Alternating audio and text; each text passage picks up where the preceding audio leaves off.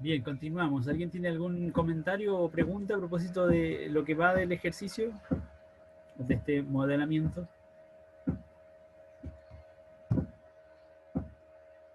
Entre paréntesis, este puede ser una buena estrategia o técnica para la construcción de gráficos. Piensen que los estudiantes recibieron la pastilla, midieron el tiempo que se demoró en desaparecer. Por supuesto, el profesor puede disponer de un cronómetro para que todos vayan viendo el tiempo y vayan midiendo. Mientras tanto, conversan o dibujan o lo que sea. Simplemente dedican tiempo a consumir la pastilla. Pero una vez que tienen el registro del tiempo, entonces como lo que se quiere construir es un gráfico de frecuencia, cada estudiante tiene un post-it efectivamente, y este post-it lo toma y lo lleva a la pizarra o al papelógrafo donde están los ejes del gráfico, y entonces ubica su propio post-it en el rango que corresponda. Así que los estudiantes en conjunto con la profesora o el profesor van construyendo el gráfico, lo van dibujando por medio de este material concreto. En el fondo aquí cada estudiante separó y dejó pegado el post-it para ir construyendo la columna que muestre el número de personas eh, que se ubican en ese rango de tiempo. Eh, por supuesto, esto va a requerir seguramente explicar el sentido del gráfico, de los ejes, y en conjunto tratar de interpretar o de describir la información que aquí está ordenada. Justamente este era uno de los objetivos de aprendizaje procedimentales que estaban propuestos para la clase. Eventualmente, parte del objetivo de la clase podría ser construir un gráfico, aprender a ordenar datos o a organizar datos mediante un gráfico de frecuencia. Bueno, vemos entonces que el, el, el gráfico nos muestra una amplia dispersión de los datos y por lo tanto, eventualmente eso podría llevar a los estudiantes a algunas ideas o alguna reflexión. Y para promover esa reflexión, entonces el profesor propone algunas preguntas. Les plantea cómo interpretan ustedes los datos representados en el gráfico, qué factores pueden afectar la disolución de la pastilla, o eventualmente qué ocurrió con los componentes de la pastilla cuando desapareció de la boca. ¿Cómo pondrías a prueba la relación de un único factor específico con la disolución de la pastilla? Eventualmente podríamos tomar las 4 preguntas o solo algunas de ellas, dependiendo por supuesto de las características de nuestros estudiantes, dependiendo de los objetivos de aprendizaje que hayamos enfatizado para la clase. El punto es que estamos de alguna manera incorporando o integrando la acción del ejercicio de construir un gráfico y a partir de eso el análisis o la observación de los datos recolectados con el fenómeno o con el proceso que nos interesa estudiar, que es el de la digestión. Y en ese sentido, aquí vemos que hay un par de preguntas que enfatizan de nuevo la dimensión más conceptual o que buscan eh, promover que los estudiantes se elaboren una respuesta con base conceptual, y otras preguntas que apuntan más bien a un ejercicio de procedimental o que integran el aspecto procedimental. Lo conceptual, podríamos decir, estaría más presente o podría aparecer de un modo más claro en la pregunta respecto de los factores que pueden afectar la disolución de la pastilla, y en la pregunta acerca de lo que ocurre con los componentes de la pastilla cuando desaparece de la boca. Estas dos preguntas deberían llevar a los estudiantes a pensar o reflexionar en torno justamente al proceso de digestión, aun cuando lo que van a expresar probablemente en sus respuestas todavía tiene que ver con sus ideas, con sus creencias o con las creencias de sus compañeros en la medida que se trate de un trabajo colaborativo. Mientras que las preguntas acerca de la interpretación del gráfico o de poner a prueba un único factor son preguntas que enfatizan o que ponen un énfasis en lo procedimental. La interpretación de gráfico es una habilidad a desarrollar, es una habilidad científica. o de pensamiento científico. Y la pregunta acerca de poner a prueba un factor específico tiene que ver con el diseño de un trabajo experimental. ¿Cómo podríamos aislar la multiplicidad de factores que influyen en la disolución de la pastilla y eventualmente analizar si uno de esos factores influye más que otro? ¿Cómo se podría hacer eso?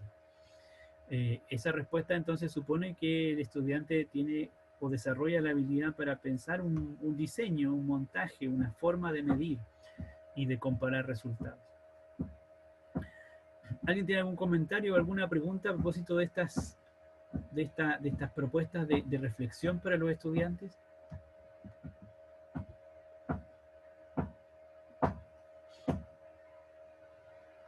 En la siguiente fase, en el siguiente momento, después de que los estudiantes responden estas preguntas e incluso se comentan, entonces comienza una fase, un momento en el cual se puede formalizar ya la discusión en términos conceptuales. Y por eso algunos autores le llaman a esta fase o esta etapa del modelo, del modelamiento, la etapa de conceptualización. Lo que el profesor quiere señalar es que estamos enfrentándonos, estamos describiendo la fase cefálica de la digestión, la fase que ocurre en la cabeza. Por lo tanto, la primera idea es que la digestión se inicia, como había señalado su compañera antes, se inicia en la boca, en el momento de introducir los alimentos en el aparato digestivo, es lo que llamamos ingestión. Dado que una vez que introducimos los alimentos en el aparato digestivo, de inmediato comienza la conversión o la transformación de los alimentos en nutrientes.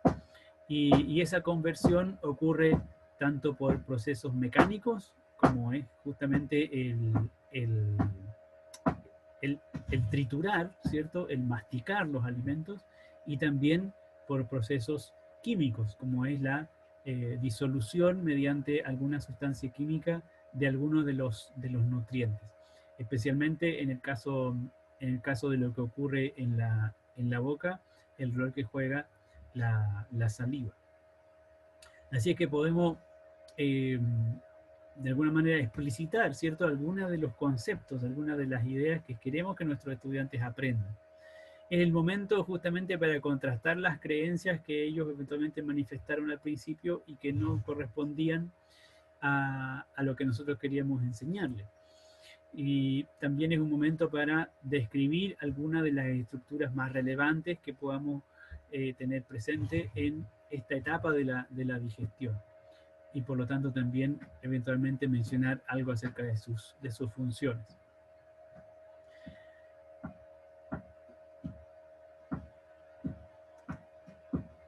Finalmente, entonces, podemos volver a plantearles la pregunta a los estudiantes para que ellos nos digan eventualmente si algo se modificó en relación a sus creencias, en relación a sus creencias iniciales. Si bien hay un momento en el cual se formaliza la entrega de información, eventualmente eso no necesariamente garantiza que los estudiantes la aprendan, y por lo tanto podríamos esperar que ellos mantengan creencias iniciales o la hayan modificado. Por lo tanto, es importante dejar de nuevo oportunidad para recoger esa evidencia.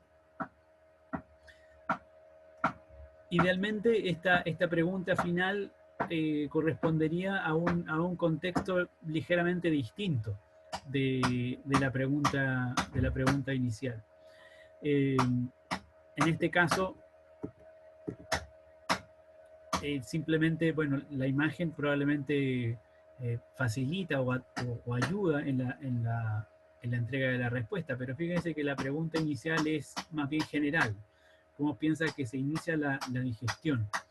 Entonces, a lo mejor al finalizar la secuencia, en vez de preguntarle a los estudiantes cómo se inicia la digestión, en este caso le preguntamos cómo se inicia la digestión de la manzana, contextualizando de manera más específica la pregunta, o podríamos parafrasear esta misma pregunta y plantear algo más contextualizado o con otro elemento o con otro personaje, de modo que que podamos desconectar, en este caso, la pregunta final de la pregunta inicial. Y en ese sentido, tratar de capturar con mayor precisión efectivamente el cambio de creencias de los estudiantes si es que ese cambio ocurrió.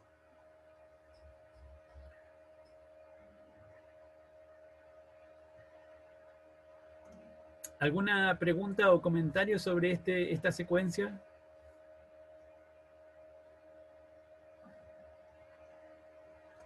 No, profe, todo claro. Gracias, Catalina.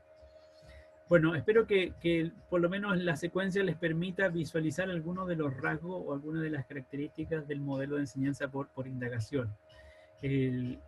Por lo menos dos aspectos que hemos mencionado y que son significativos. Uno, el hecho de que hay un ejercicio de construcción del pensamiento o de construcción del aprendizaje mejor mediante la guía del profesor, mediante el diseño que un profesor o que una profesora ha previsto, que va a permitir, ¿cierto? Especialmente el contraste de las ideas iniciales con las ideas finales a partir de una actividad de observación o de interacción con los fenómenos naturales. Vimos también que esta secuencia podríamos ordenarla, organizarla conceptualmente en torno a algunos ciclos, en torno a una forma de entender lo que ocurre con el aprendizaje. Especialmente miramos el ciclo de indagación basado en estos tres momentos de pregunta, acción y reflexión.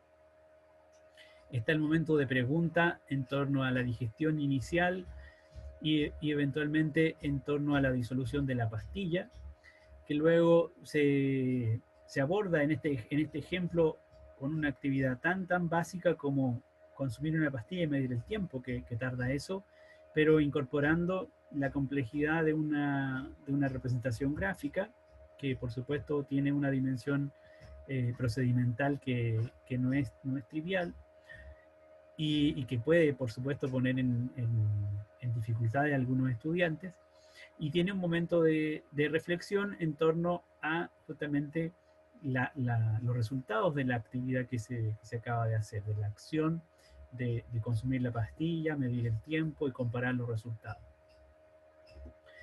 Y eventualmente ese ciclo continúa porque después de la reflexión eventualmente van a surgir otras preguntas, o las preguntas que se hacían en torno a cómo se podría mejorar el impacto, la medición de algunos factores. Podrían llevar a otro ciclo de indagación eventualmente.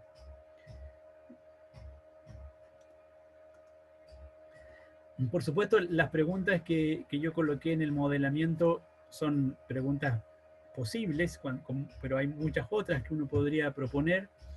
Fíjense cómo las preguntas están guiando la construcción de conocimiento. Las preguntas no tienen que ver con cuál es la respuesta correcta o incorrecta, sino que están guiando, orientando, generando oportunidad para que el estudiante proponga ideas, proponga posibles soluciones, exprese sus ideas o sus creencias respecto de lo que está pasando. Y esas respuestas del estudiante son las que van a ser usadas por el profesor o por la profesora, ya sea en discusiones con grupos pequeños o en discusiones con el grupo completo, para ir precisando, para ir formalizando, para ir enfatizando lo que espera que se mantenga como creencia de los estudiantes y lo que espera que se modifique. Por supuesto, los distintos tipos de preguntas que podemos hacer pueden poner foco en un aspecto conceptual, o pueden poner foco en un aspecto procedimental, o pueden ir vinculando ambos aspectos.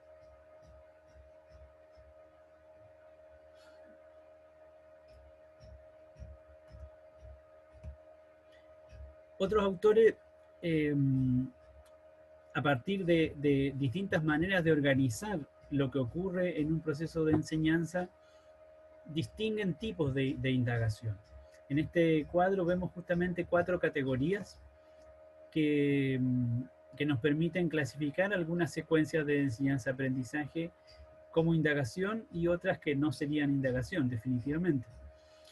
En el caso de las secuencias que no son indagatorias, entonces por supuesto, el protagonismo especialmente está centrado en el profesor, en la medida en que frente a algún fenómeno se plantea una problemática por parte del profesor. El profesor señala cómo enfrentar esa problemática o cómo estudiar la problemática o el fenómeno, es decir, decide la metodología, y eventualmente al finalizar la actividad, el profesor señala cuál es la conclusión adecuada, la conclusión correcta, la conclusión esperada del proceso. Una secuencia muy típica asociada a este tipo de organización es cuando el profesor o la profesora realizan alguna actividad demostrativa en la clase para justamente presentar un fenómeno o una explicación conceptual. Otra posibilidad es que el profesor le señale a los estudiantes que realicen una actividad experimental indicándoles cuál es la pregunta de investigación, cuál es el procedimiento a seguir y más allá de que los estudiantes realicen el procedimiento y a lo mejor describan los resultados, finalmente es el profesor quien entrega la respuesta correcta, entre comillas correcta, al procedimiento. En cambio, las posibilidades o las oportunidades para indagación se clasificarían en estos tres tipos. Desde una indagación estructurada, donde hay un espacio para que los estudiantes de manera autónoma lleguen a ciertas conclusiones, pero es el profesor quien decide el problema o la pregunta que genera la indagación y propone una cierta metodología. Hay una indagación guiada en la cual el profesor plantea inicialmente la pregunta, pero son los estudiantes quienes definen o deciden cómo estudiar, cómo abordar la pregunta y responderla, y por lo tanto deciden la metodología y al final concluyen. Y la indagación abierta, en la cual los estudiantes parten definiendo una problemática o una pregunta por responder, deciden de qué manera responder esa pregunta y elaboran sus propias conclusiones.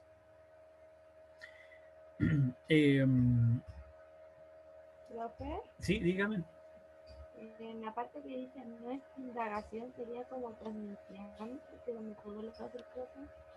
¿No? Claro, podríamos, en la mayoría de los casos, yo creo, señalar que cuando se da esta secuencia, estaríamos ante un modelo especialmente o principalmente transmisivo. Como les digo, en general, este tipo de secuencia va a ocurrir cuando el profesor quiere demostrar algo mediante algún procedimiento práctico o experimental.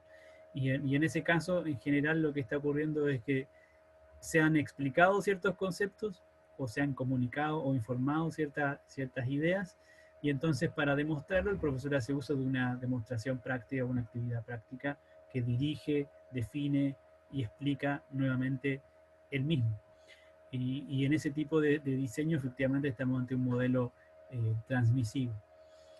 En contraste con ese caso, la indagación abierta, uno podría decir, bueno, se aproxima o está muy cerca del modelo de enseñanza de aprendizaje por descubrimiento, de enseñanza por descubrimiento espontáneo, en la medida en que los estudiantes por su propia cuenta van de alguna manera explorando el fenómeno. La diferencia está en este tipo de diseño de indagación abierta, es que nunca el profesor deja de estar presente. El profesor siempre está guiando, orientando, colaborando en la construcción del aprendizaje. Entonces, frente a, por ejemplo, el planteamiento del problema, el profesor o la profesora estaría señalando, orientando la formulación de la pregunta, de manera que la pregunta se pueda efectivamente responder de manera experimental, por ejemplo, de manera empírica, señalando de qué manera la pregunta podría mejorarse o podría reformularse, o señalando que la pregunta debe reformularse. En ese sentido, estaría promoviendo el aprendizaje de una cierta habilidad científica, la habilidad para formular preguntas.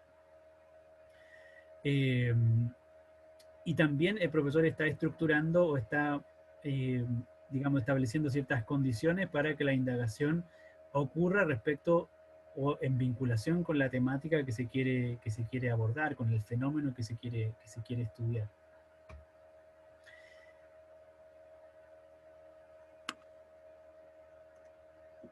Entonces, no sé, es parecido, pero no es lo mismo.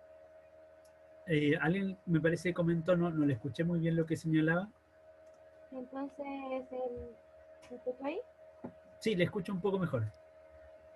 Entonces, no es indagación, se parece al transmisión, pero no es lo mismo. No, yo diría que, o sea, simplemente no estamos aquí identificando un modelo de enseñanza en este primer caso. Simplemente estamos diciendo que cuando un estudiante realiza una actividad práctica, por ejemplo, un experimento, pero resulta que cuando realiza ese procedimiento, la pregunta de investigación la definió el profesor, la metodología la definió el profesor y la conclusión a la cual se llega después de esa actividad práctica y ese experimento la termina señalando el profesor, entonces por muy práctica o experimental que sea la actividad, no va a calificar como una actividad indagatoria. Eso es lo único que estamos diciendo. Ahora, adicionalmente, como señalaba antes, no sé si usted misma o su compañera, porque no supe quién lo comentaba, eh, lo que ocurre, o sea, en general, ese tipo de secuencia de aprendizaje corresponde o uno la encuentra presente en una enseñanza transmisiva, en un modelo de enseñanza por transmisión. Pero eventualmente, digamos, no necesariamente es el caso, no necesariamente es el caso de que hay un profesor que está enseñando conceptos todo el rato y hace un experimento y entonces ese experimento no es indagatorio simplemente porque él es un profesor transmisivo. No es el vínculo que queremos hacer. Lo único que queremos aquí es distinguir que hay actividades prácticas, actividades de investigación, que cuando no ofrecen oportunidad para que el estudiante desarrolle algún aspecto de esa actividad, entonces no la vamos a poder calificar como una actividad indagatoria. En el caso del modelamiento, del consumo de la pastilla y la reflexión en torno a la digestión, ¿en cuál de las tres categorías de indagación creen ustedes que podría situarse?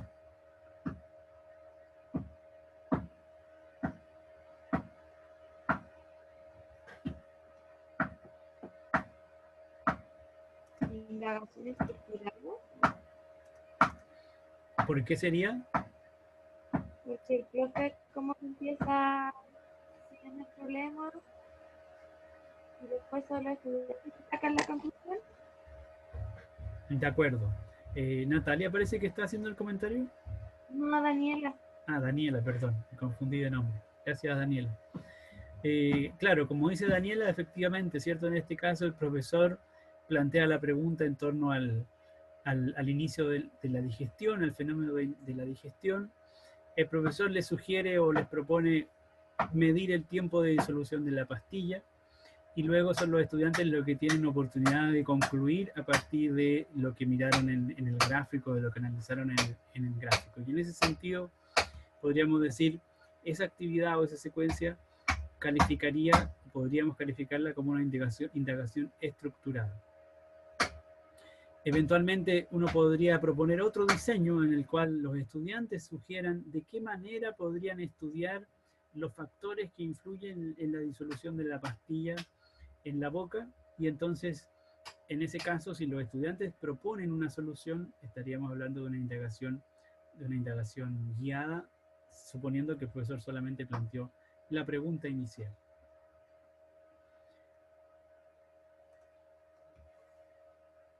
Bueno, finalmente la última parte de la sesión. Vamos a mirar algunos matices que hay que introducir en torno a la idea de indagación. Porque recién hablamos de la ciencia que tiene la dimensión de producto y la dimensión de proceso. Ahora vamos a hablar de la indagación como producto y como proceso. En este diagrama lo que lo que vemos es digamos, el complemento, la integración de dos formas de interpretar o de describir a la ciencia como fenómeno social o como fenómeno cultural. Para Fuhrman y Podestá, según el texto que seguimos, la ciencia tiene estas dos dimensiones, la dimensión de producto, donde caben todos los conceptos y las teorías, y la dimensión de proceso, donde caben especialmente las competencias científicas. Otros autores hacen una distinción semejante, pero incluyen otros elementos. Entonces la ciencia es, por supuesto, un conjunto de conocimientos, pero también es un conjunto de métodos y procedimientos que llaman indagación, y incluyen además una dimensión más abstracta que en algún minuto la mencionamos como la dimensión ideológica de la ciencia, la capacidad que tiene para producir una cierta realidad, una cierta forma de entender y de enfrentar o de vivir los fenómenos. Para estos autores, aquí estamos siguiendo a Lederman, en la dimensión de métodos y procedimientos, o la dimensión de proceso, que llamamos indagación, uno puede reconocer o distinguir de nuevo dos dimensiones, una dimensión de producto y una dimensión de proceso de la indagación. Aquí hablábamos de una dimensión de producto y de proceso de la ciencia. Acá Lederman está hablando de la dimensión de producto y de proceso de la indagación. ¿Y en qué sentido? Está diciendo, bueno, esta dimensión que corresponde a los métodos y procedimientos de la ciencia, por una parte, deberían ser un resultado de la enseñanza o un producto de la enseñanza, es decir, algo que los estudiantes tienen que aprender. Ellos tienen que aprender qué es la indagación y cómo se hace indagación. Y por otra parte, la indagación es también un proceso de enseñanza, porque es una forma de enseñar o es un medio para enseñar. Esto quiere decir que lo que estamos describiendo hasta el momento, como la indagación como modelo de enseñanza, lo podemos clasificar en esta área, como un proceso de enseñanza. Y por supuesto, en cuanto a proceso de enseñanza, nos va a servir para producir resultados, para llegar a ciertos aprendizajes. Entre otras cosas, esperamos que los estudiantes aprendan acerca de conceptos. Pero tienen la misma boca. Pero también aprendan acerca de procedimientos y procesos.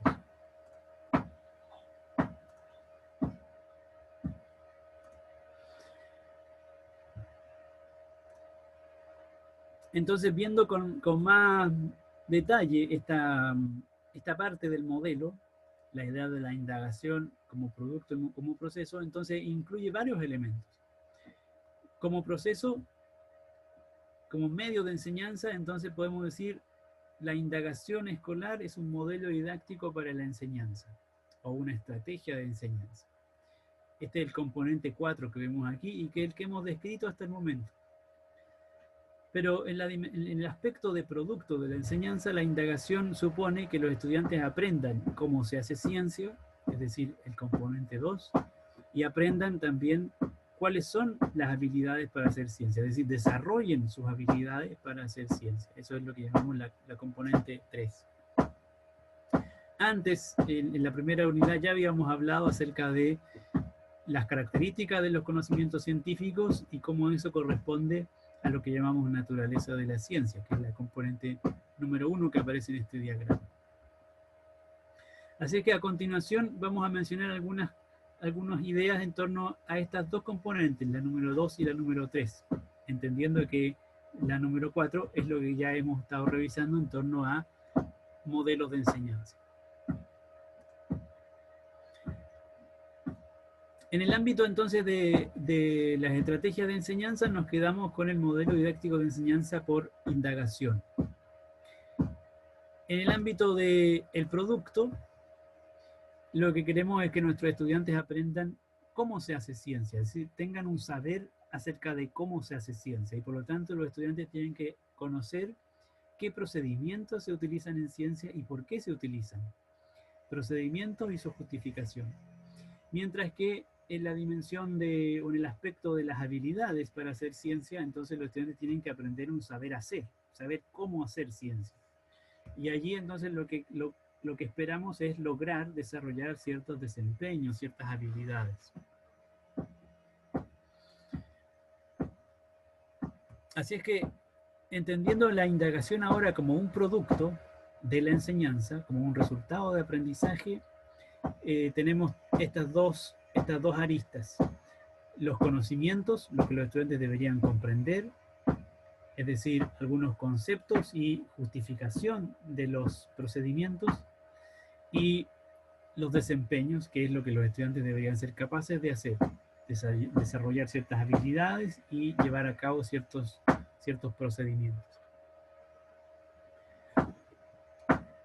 En el currículo, en cuanto a la dimensión 3, que tiene que ver con los desempeños, se explicita un conjunto de procesos o habilidades, o podríamos decir incluso tareas que los estudiantes deben realizar y que permitirían o justamente facilitarían el desarrollo de estos desempeños, de estas competencias.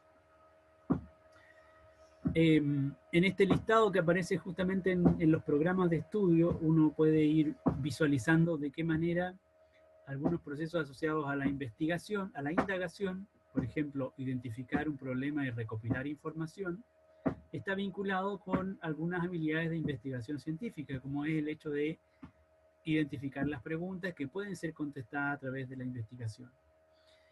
Y de qué manera o de qué tipo de tarea los estudiantes tendrían que desarrollar en vinculación con estas habilidades y con estos procesos.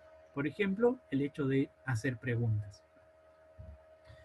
Entonces, este es el tipo de vinculación, el tipo de elemento curricular que va dando algunas luces respecto de cómo ir desarrollando las competencias o los desempeños asociados a la indagación científica. Esperamos que nuestros estudiantes hagan preguntas, no solo respondan preguntas. ¿Y por qué esperamos que hagan preguntas? Porque el hacer preguntas es una habilidad científica. Y por lo tanto, esas preguntas deben cumplir ciertas condiciones. Por supuesto, tiene que ver con identificar un problema y ver la forma de responder ese problema, pero para responder al problema desde un punto de vista científico, entonces las preguntas deben estar formuladas con ciertas características que sean abordables desde la investigación. Y así sucesivamente. Hay otros procesos que son, por supuesto, más complejos y que van a estar presentes en varios de las habilidades de investigación científica que se utilizan justamente para producir conocimiento. El hecho de hacer predicciones o de dar sentido a las observaciones, por ejemplo, tiene que ver justamente en parte con identificar las preguntas que pueden ser respondidas, y en parte con hacer preguntas y en parte con observar. El analizar y representar datos tiene que ver, por supuesto, con utilizar ciertas técnicas para analizar o interpretar datos, y eso va a tener que ver con tareas o con actividades en las cuales los estudiantes puedan medir, puedan clasificar, puedan registrar y analizar datos, entre otras cosas. Simplemente por ahora quiero enfatizar el hecho de que cuando hacemos indagación escolar, ya sea que lo hagamos por o cuando pensamos en indagación escolar y pensamos en enseñanza por indagación, entonces uno de los aspectos que queremos lograr es el desarrollo de estos desempeños.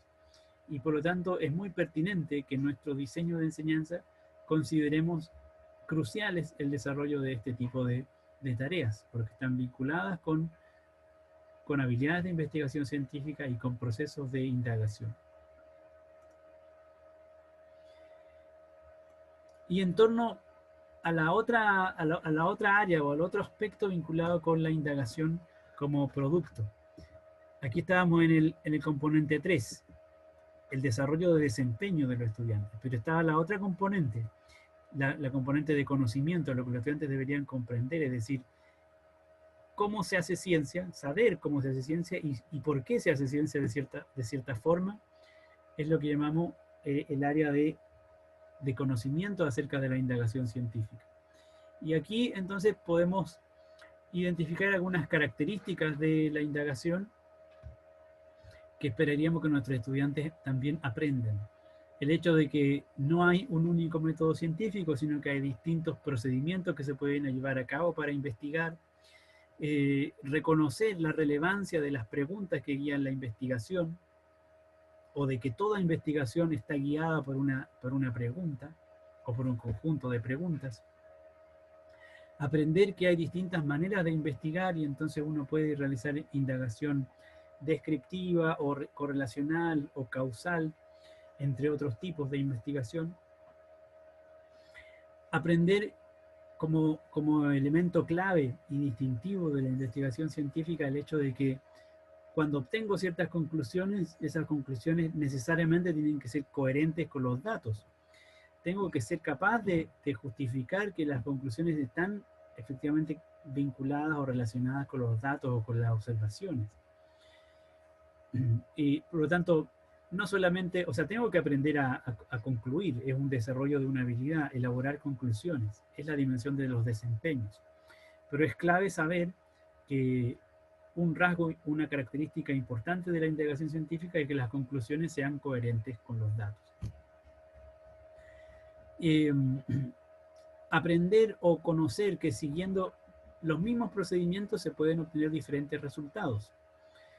Muchas veces en investigación ocurre justamente que grupos de trabajo llevan a cabo el mismo procedimiento, algo semejante a como lo hicimos con el taller de los huesos misteriosos, y a pesar de que utilizando la misma evidencia, siguiendo el mismo ejercicio de reconstrucción, obtuvimos reconstrucciones distintas, resultados distintos. Esto es un rasgo o una característica de la indagación científica también, que esperamos que los estudiantes aprendan o reconozcan.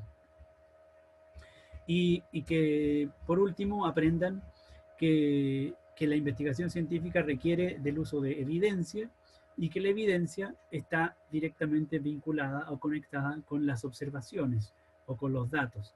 Y básicamente corresponden a una interpretación de los datos que es consistente o es coherente con una explicación conceptual. Entonces aquí tenemos un modelo, otro modelo más. En este caso son 6 características que podemos utilizar como elementos constitutivos de la indagación científica y por lo tanto elementos que podríamos esperar que nuestros estudiantes aprendan como resultado de la enseñanza de la ciencia y por lo tanto como producto, o entendiendo que la indagación es un producto del aprendizaje, un resultado del aprendizaje. Si nuestro estudiante conoce estas 6 características, entonces diríamos nuestro estudiante conoce qué es la indagación o cómo es la indagación. Si nuestros estudiantes son capaces de formular preguntas investigables, son capaces de observar y realizar descripciones y son capaces de analizar y representar datos, entre otras cosas, entonces diríamos nuestros estudiantes saben realizar indagación científica. Y es también algo que esperamos que realicen. ¿Y cómo llegamos a esos resultados? Una posibilidad, por ejemplo, es el modelo de enseñanza por indagación.